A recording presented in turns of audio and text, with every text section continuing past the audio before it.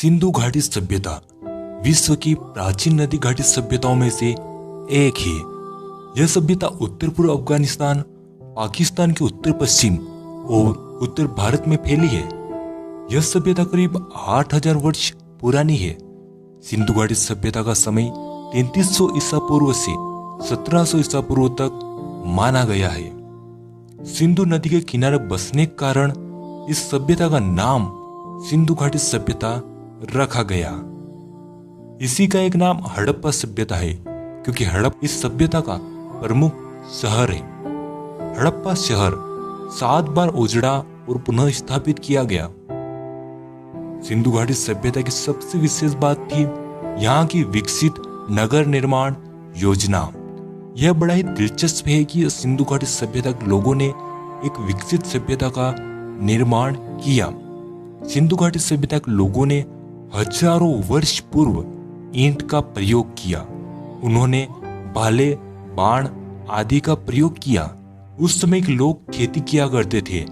वे मुख्य रूप से गेहूं, जौ और कपास की खेती करते थे। इतना ही नहीं, उस समय के लोगों ने बड़े बड़े दुर्गों का निर्माण किया, सड़कें बनाई, विशाल अन्न भंडारों का निर्माण किया, जल निकासी प्रणाली विकसित करी, बड़े बड़े स्नानागार बनाए। यह सब तथ्य किसी अजूबे से कम नहीं है। 8000 वर्ष पूर्व सिंधु घाटी सभ्यता के लोग विकसित थे। तो प्रश्न यह उठता है कि आखिरकार सिंधु घाटी सभ्यता के लोग कौन थे? आखिरकार उन्होंने इतनी विकसित सभ्यता कैसे विकसित करी? आखिर इतनी विकसित सभ्यता कैसे नष्ट हो गई? और क्या आज भी सिंधु घाटी सभ्यता के लोग जीवित है?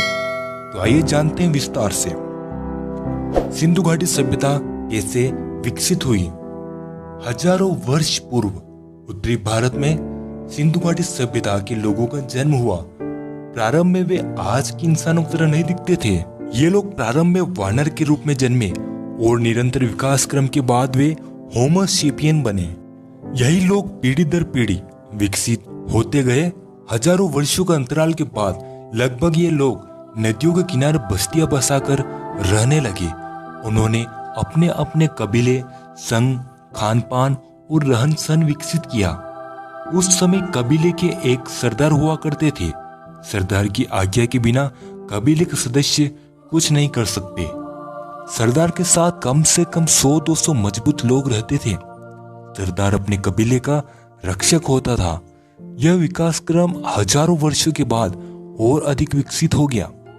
इन्हीं लोगों ने पीढ़ी दर पीढ़ी अपना विकास जारी रखा। धीरे धीरे निरंतर विकास क्रम के बाद सिंधु घाटी सभ्यता में साम्राज्य स्थापित हुए। औजारों को बनाया, कई दुर्गों का निर्माण किया, घर, सड़क और पेयजल व्यवस्था बनाई और हजारों वर्षों के बाद सिंधु घाटी सभ्यता एक विकसित सभ्यता उस दौरान में बनी। सिंधु घाटी सभ्यता के निवासी कौन थे? हालांकि इस प्रश्न का जवाब विवादित बना रहा।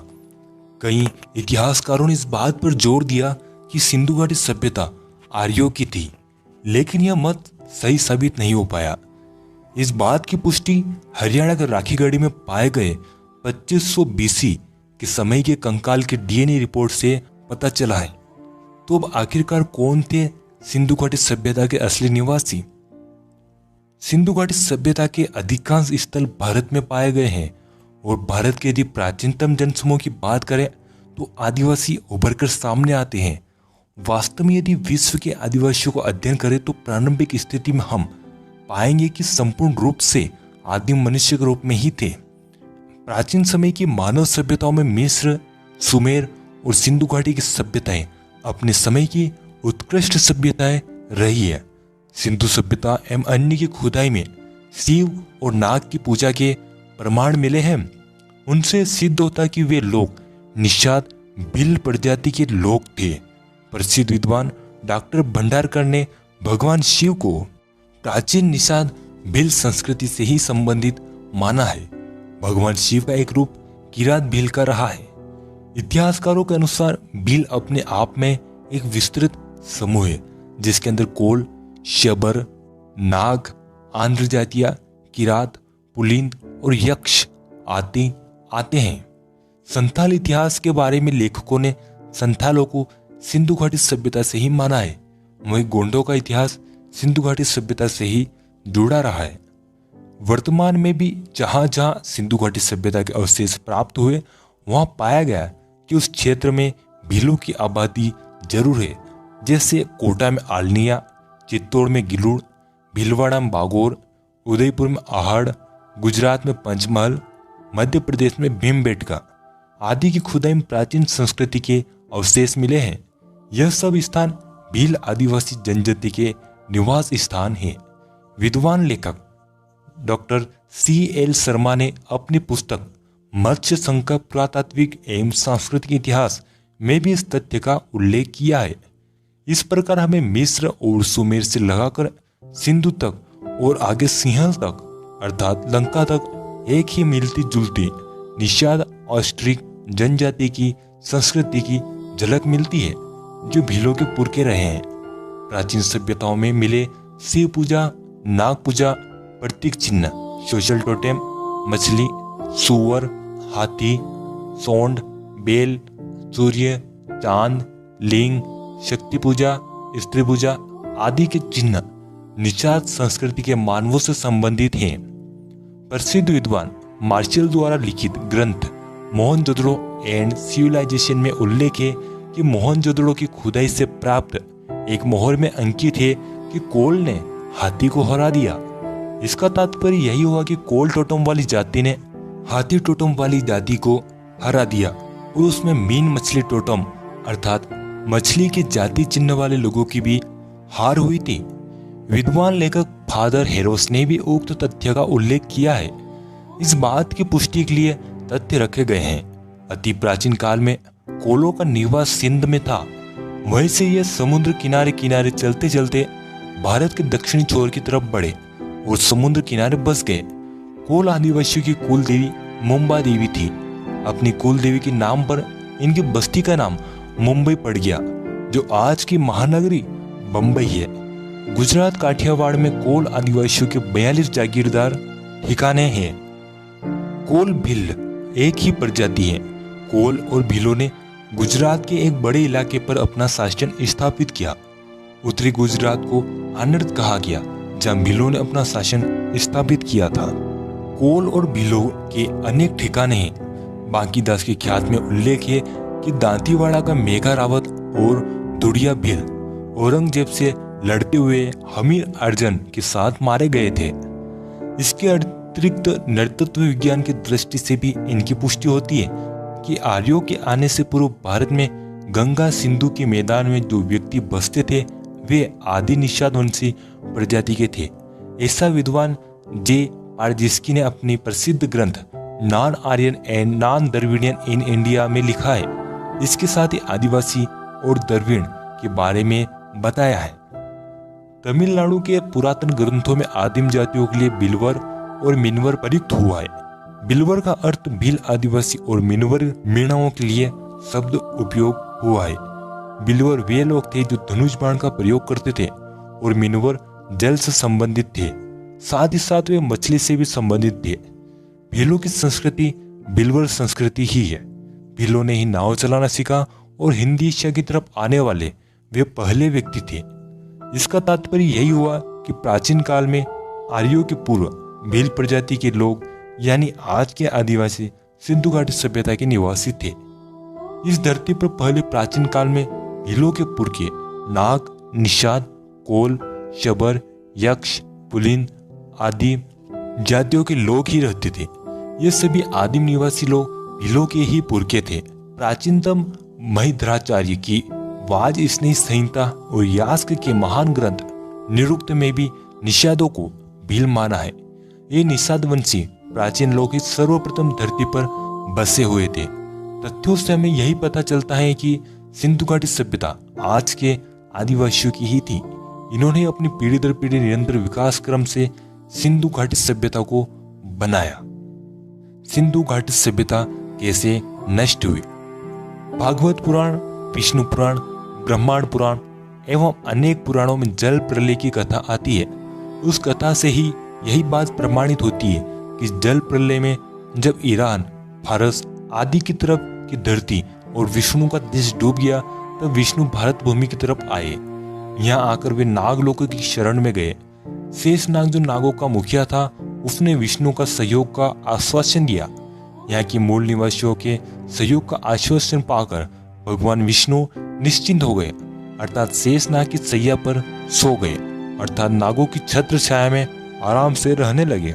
इसके बाद इनको साथ लेकर हिरण्याक्ष के राज्य पर आक्रमण करके उसकी आधी धरती छीन ली। हिरण्याक्ष को मारने के बाद उसका भाई हिरण्यकश्यप विष्णु का दुश्मन हो गया। विष्णु ने फिर चालाकी करी, नारद को भेजकर हिरण्यकश्यप के पुत्र प्रहलाद को अपनी तरफ मिला लिया। हिरण्यकश्यप ने इस बात का विरोध किया। विष्णु ने हिरण्यकश्यप को ताड़ दिया। प्रहलाद के बाद उसका पुत्र विरोचन हुआ। विरोचन ने विष्णु का विरोध किया। विरोचन के बाद बलि हुआ। यह महाबलवान और दानी था। इसने विष्णु और इंद्र को हरा दिया और स्वर्ग छीन लिया। इन सब पौराणिक कहानियों से यही सिद्ध होता है कि इस धरती पर नाग, निषाद, यक्ष, शबर, वृत्त जाति के लोग बहुत प्राचीन हैं और धरती के राजा पहले यही थे। यही प्राचीन लोग हिरण्याक्ष, प्रहलाद, विरोचन, बलि, शबर, व्रत आदि आज के भीलों के पुरखे थे और विष्णु, इंद्र, नारद आदि से भी पहले हुए थे। यहीं पर भारत की धरती पर मानव उत्पन्न हुआ। यहीं पर वह पशु से अर्ध सभ्य मानव की स्थिति में पहुंचा और विकास करता हुआ एक मेधावी मानव के रूप में अवतरित हो गया। इसी मेधावी मानव ने अपनी ही पीढ़ी दर पीढ़ी के अनुभव और ज्ञान से सभ्यताओं के अनेक मंजिलें पार की और इस भारतीय संस्कृति, सभ्यता और संस्कृति को महान और अनूठी बनाता रहा। विश्व की प्राचीनतम ग्रंथ ऋग्वेद में अनेक शबर भील राजाओं के हवाले आते हैं, जिनकी 100 पुरिया थी, 100 गढ़ थे। ये प्राचीन भीलों के पुरखे व्रत, पुलिन, शबर सभ्यता और संस्कृति में बहुत ही ऊंचे थे, शक्तिशाली थे। धीरे धीरे आर्य संस्कृति ने इन्हें अपने में आत्मसात कर लिया। दरअसल भारतीय संस्कृति उन्हीं आदिवासी भील प्रजाति के प्राचीन मानवों की विरासत है। यदि हम पौराणिक अनुश्रुतियों, लोकोक्तियों और पुराणों एवं धर्मशास्त्रों की कथाओं को आधार पर तथ्यों की जांच करने पर पाएंगे वास्तव में भील आदिम सृष्टि से मानवों के वंशज है। भीलों की उत्पत्ति से संबंधित एक उक्ति भील समाज में प्रचलित है, जिसमें स्पष्ट इंगित होता है कि भील स्वयं सृष्टा के साथ उत्पन्न हुआ था। उक्त है भील शिव रोडील, अर्थात भील तो भगवान शिव का शरीर है, अर्थात भगवान ने सृष्टि में जब मानव रूप पैदा किया वह इसी जाति में किया है। महर्षि भारवी ने अपने संस्कृत ग्रंथ किरातार्जुनी में इसी बात को प्रमाणित किया है। भगवान शिव स्वयं भील के रूप में अवतरित हुए हैं। शोधकर्ताओं के अनुसार करोड़ों वर्ष पूर्व भील प्रजाति के लोग यहीं पर वानर के रूप में जन्मे और निरंतर विकास क्रम के बाद वे होमोसेपियन बने। धीरे धीरे यही लोग एक जगह बस गए और गणराज्य स्थापित किया। इनके शासक हुआ करते थे। भील प्रजाति के लोग धनुष का उपयोग करते थे। समय के साथ उन्होंने नाव चलाना सीख ली और वे हिंदी से एक तरफ आने वाले पहले लोग थे। ये भील प्रजाति के लोग भारत से ही मिस्र से लंका तक फैले हुए थे। इन्होंने सिंधु घाटी सभ्यता बसाई। इस बात का एक प्रमाण यह भी है कि सिंधु घाटी सभ्यता का अस्तित्व 1700 ईसा पूर्व में समाप्त हो गया था। वहीं 1400 ईसा पूर्व के समय गुजरात के द्वारका में भील राजाओं को शासन स्थापित था, जिसे उसी समय के दौरान नष्ट किया गया।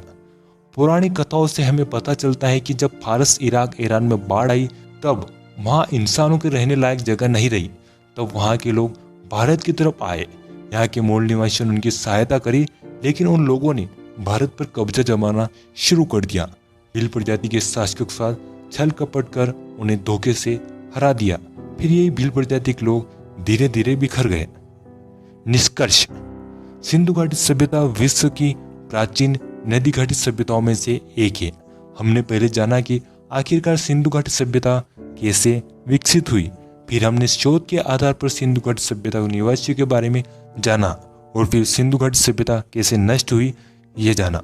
उम्मीद है दोस्तों आपको ये वीडियो पसंद आया होगा। हमें आपकी ढेर सारी कमेंट्स प्राप्त हो रही है और हम आपकी कमेंट पर काम कर रहे हैं। आप कमेंट सेक्शन में बताइए कि आप किस टॉपिक पर वीडियो चाहते हैं। इस वीडियो को लाइक करें, अधिक से अधिक शेयर करें और यदि आप हमारे चैनल पर नए हैं तो इस चैनल को सब्सक्राइब कर ऑल नोटिफिकेशन चालू कर ले। आपका कीमती समय देकर ये वीडियो देखने के लिए धन्यवाद।